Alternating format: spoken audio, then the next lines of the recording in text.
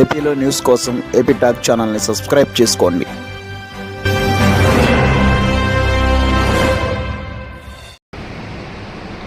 అందరికీ జేబీ.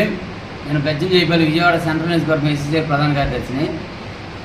ఈరోజు ప్రకాష్ నగర్ చెందిన నంజబ్ జగదీష్ అనే మాజీ కార్పొరేటరు అతను అక్రమంగా కట్టిన కట్టడాలను ప్రభుత్వం వారు నిన్న కూల్చడం జరిగింది.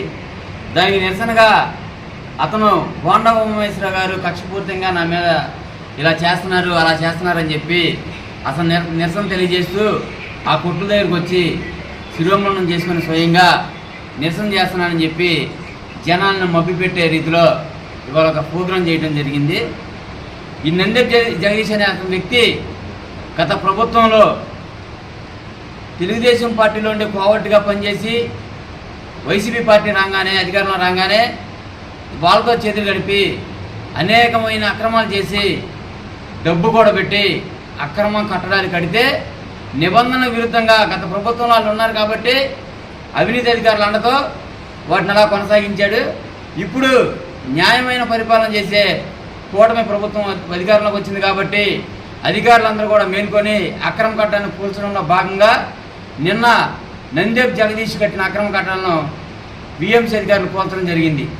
దాన్ని ఎటువంటి సంబంధం లేని ప్రజాధారంతో దాదాపు 70,000 మెజార్టీతో గెలిచిన ప్రజాధారణ కలిగిన బోండా ఉమ్మ గారి మీద వృద్ధే ప్రయత్నం చేస్తూ అతను చేసిన అక్రమాలను కొద్ది గొప్ప తగ్గించుకోవడానికి అక్రమాలను కొద్ది గొప్ప జనాల నుంచి తగ్గించుకునే ప్రయత్నంగా ఆ నెపాన్ని బోండా ఉమ్మ గారి మీద నెట్టడాన్ని మేము తీవ్రంగా ఖండిస్తున్నాం.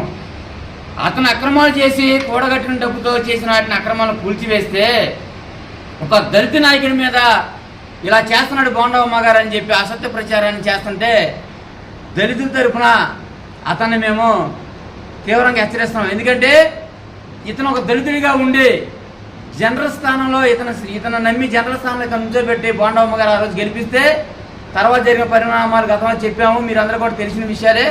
అతను మోసం చేసి అటు పక్కన వెళ్ళి చాలా దారుణమైన దుర్మార్గాలు చేశాడు. అలాంటి వాడు ఈరోజు దళిత కార్డు పెట్టుకొని మళ్ళీ దళితుల మీద ఉమ్మగారు చేస్తున్నారు, అది చేస్తున్నారు. అంటే మేము ఇక్కడ ఉన్న వాళ్ళందరం దళితులం కదా, బోండా ఉమ్మగారి దగ్గర ప్రధాన అంచెలందరూ దళితులు కదా, ఆ ఇంట్లో ఆయనతో పాటు ఉండే వాళ్ళందరూ దళితులు కదా. ఏ రోజైనా ఒక పల్లెత్తి మాట అన్నాడా? నువ్వు చేసిన అక్రమాన్ని బయట పెడుతుంటే దాన్ని బోండా ఉమ్మగారి మీద నెడుతూ దళితుల మీద కక్షపూరితంగా చేస్తున్నారని చెప్పడం చాలా సిగ్గు చేయడం చెప్పి నందెబ్ జగదీష్ సూటిగా హెచ్చరిస్తున్నాం. ఈ దళిత నాయకుడు గత ప్రభుత్వంలో డాక్టర్ సుధాకర్ని శిరోమణం చేసి రోడ్డు మీద తీసుకొచ్చి అతను మానసిక క్షోభాన్ని నుంచి గుండెపోటుతో మరణించేటప్పుడు ఈ దళిత నాయకుడు ఎక్కడ దక్కున్నాడని చెప్పి నందెబ్ జగదీష్ని హెచ్చరిస్తున్నాం.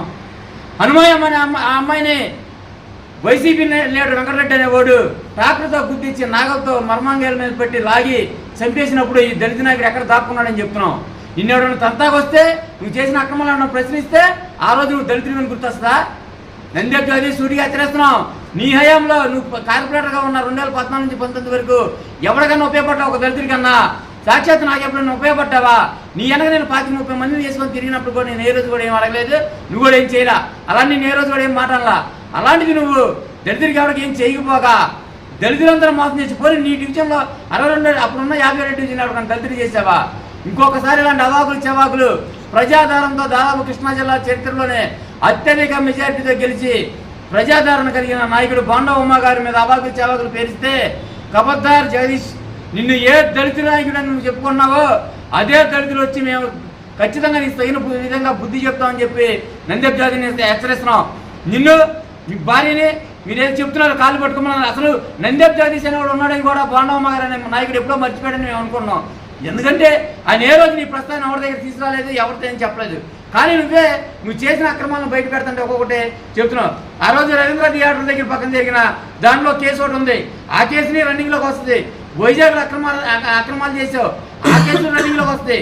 ఈ అన్నిటిని ప్రభుత్వం ఖచ్చితంగా వాటి మీద యాక్షన్ తీసుకుంటుంది. కాబట్టి నువ్వు ఈ నెపాన్ని బోండా ఉమ్మ గారి మీద తెత్తేసి నువ్వు ఏదో అమ్మాయికి కలరింగ్ చేద్దామని నాటకం చేస్తే ఇక్కడ నమ్మడానికి ఎవరు సిద్ధంగా లేదు, ప్రజలు ఎవరు సిద్ధం లేదు, ముఖ్యంగా దళితులు కూడా ఎవరు సిద్ధంగా లేరు.